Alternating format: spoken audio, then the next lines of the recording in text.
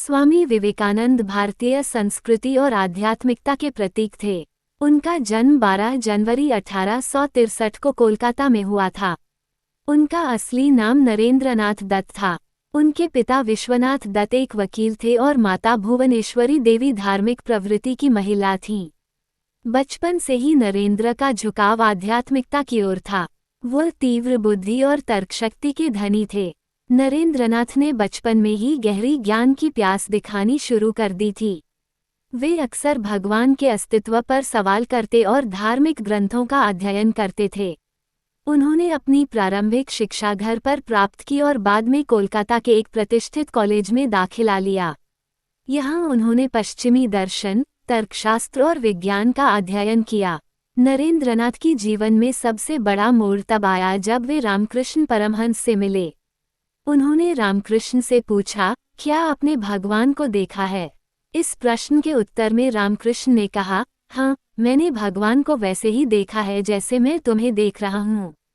यह उत्तर नरेंद्रनाथ को गहराई से प्रभावित कर गया और वे उनके शिष्य बन गए। रामकृष्ण परमहंस ने नरेंद्रनाथ को सिखाया कि सभी धर्म सत्य हैं और मानवता की सेवा ही सच्चा धर्म है।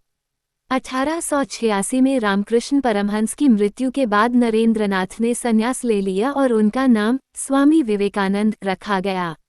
स्वामी विवेकानंद ने पूरे भारत का भ्रमण किया। उन्होंने समाज की गरीबी, अशिक्षा और अंधविश्वास को करीब से देखा। उन्होंने महसूस किया कि भारत को एकजुट करने और इसे पुनः गौरवशाली बनाने के लिए युवाओं को जागरूक करना आवश्यक है। उनका संदेश था कि आत्मविश्वास और स्वावलंबन के साथ ही भारत का उत्थान संभव है। उन्होंने लोगों को उनके अधिकारों और कर्तव्यों के प्रति जागरूक किया।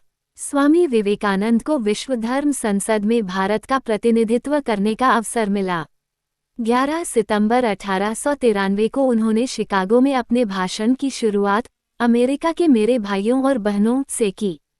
इस वाक्य ने सभी का दिल जीत लिया और तालियों की गड़गड़ाहट से हॉल गूंज उठा। उन्होंने अपने भाषण में हिंदू धर्म की महानता, सहिष्णुता और मानवता के महत्व को समझाया।